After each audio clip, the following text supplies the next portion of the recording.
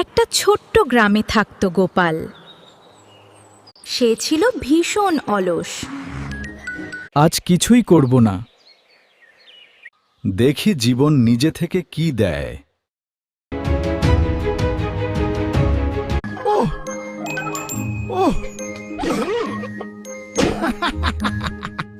আমি তো ভিআইপি। গাছ নিজেই আমাকে খাওয়াচ্ছে।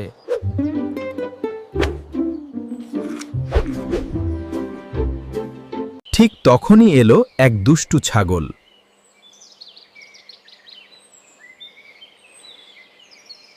গোপালের জামা খেতে শুরু করলো।